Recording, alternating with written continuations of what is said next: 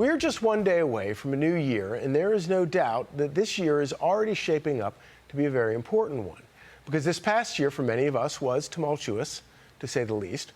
Rampant crime raging in our cities across the country, organized retail theft, closing all kinds of businesses, many for good, in liberal cities nationwide. Inflation, despite what the Biden administration says, is still hurting consumers, whether it's at home with sky-high utility bills or at the pump and grocery stores. There is no denying you're paying more for things than ever before.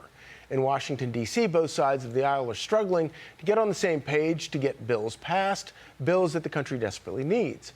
Another foreign war with heavy implications here at home broke out. And at our own borders, migrants are flowing in like we have never seen before. The CBP reporting there have already been over 760,000 encounters at the southern borders since October 1st. This month alone, seeing the highest monthly total ever recorded. 2024 will be a pivotal one. So what issues will matter most to the voters when they head to the polls in November? Joining me now to discuss all of this, Fox News contributor and dear friend, Katie Pavlich. Great Katie, to see you, Charlie. Great to see you.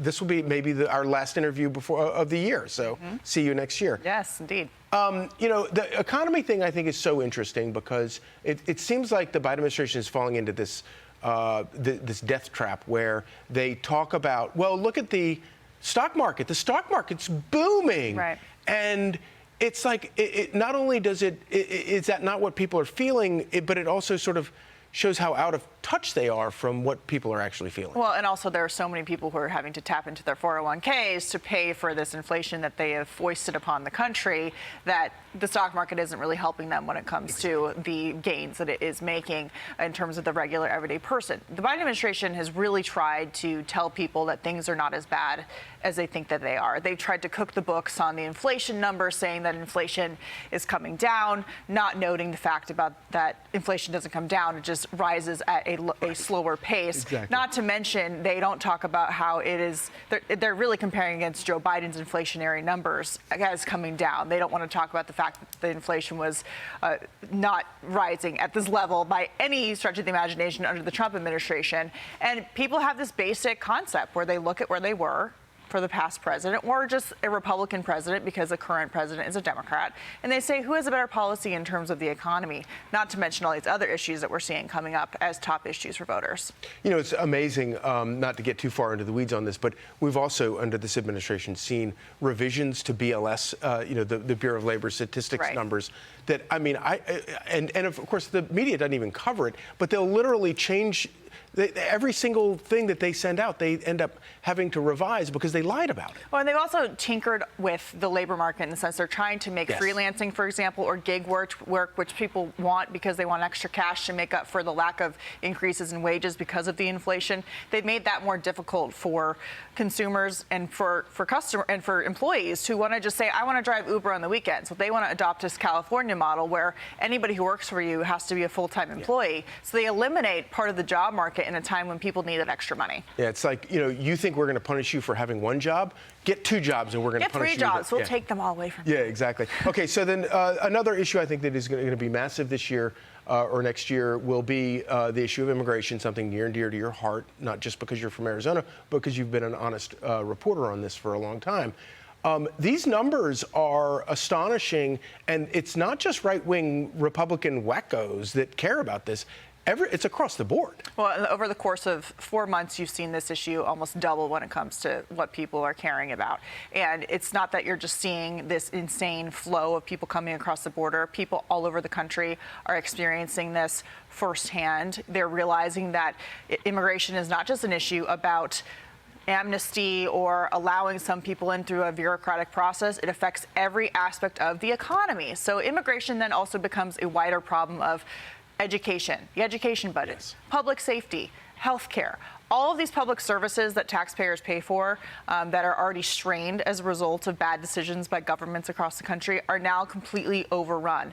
And there's two very distinct thoughts on this, and it's easy for people to see that you need to stop the problem before you can solve another one, and the Biden administration isn't willing to do that. And even Democratic mayors who are seeing what's happening aren't willing to call them out on that. Do you think that those Democratic mayors are being honest, or do you think they're just scared and that they'll revert to their terrible ways? I don't think they're being completely honest. You know, they claim that there's a problem, but instead of saying, obviously, you need to stop the flow of people coming into this country, they blame people like Texas Governor Greg Abbott for allegedly sending too many people to their cities, while failing to acknowledge that the Biden administration is sending hundreds of thousands, millions of people to cities across the country in the middle of the night on planes, trains, and buses. I mean, the mayor of New York is trying to say that bus drivers will be arrested if they don't announce their arrival in New York. Yeah, and taxpayers are picking up every penny. Wherever they want to go. Yeah, exactly. All right, so I want to talk about 2024 GOP candidates. I'm going to go ahead and say this so that I get all the hate mail and you don't.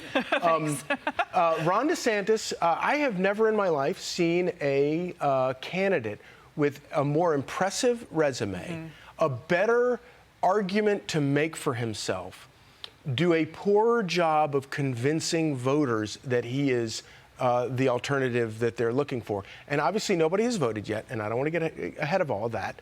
But am I wrong here, or has this been a massive disappointment?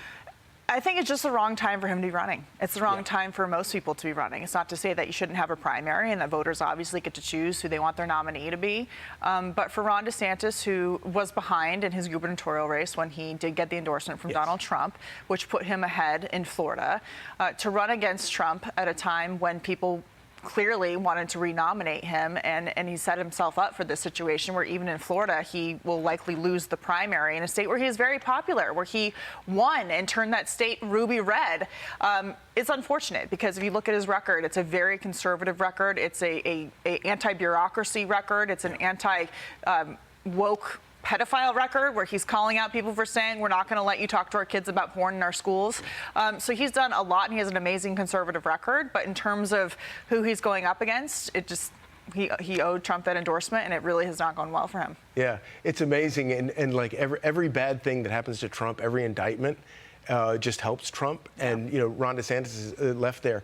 It's like you got to maybe try robbing a bank or something. Well, it puts them all in this position, the Republicans, to defend the guy they're supposed to be running against, right? Because what's happening is Banana Republic country-ending type stuff with pulling Trump off the ballot because you're a Secretary of State and you want to protect democracy, ironically.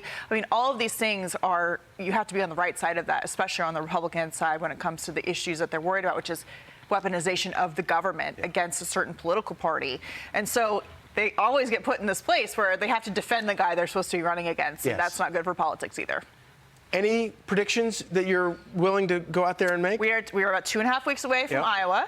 I don't like making predictions. If the polls are wrong, it will be catastrophic in terms of things being absolutely different than they're showing up. But in terms of everything, every single state, Trump is running away with it. Iowa, New Hampshire, South Carolina. Nikki Haley was the governor of South Carolina. Ron DeSantis, obviously the governor of Florida. They both look like they're going to lose their home states.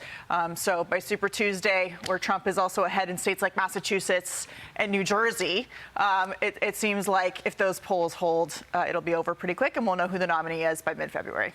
Well, only fools make predictions in this environment, which is why I'm in this business. Speak for yourself. No fools here. Hey, Sean Hannity here. Hey, click here to subscribe to Fox News YouTube page and catch our hottest interviews and most compelling analysis. You will not get it anywhere else.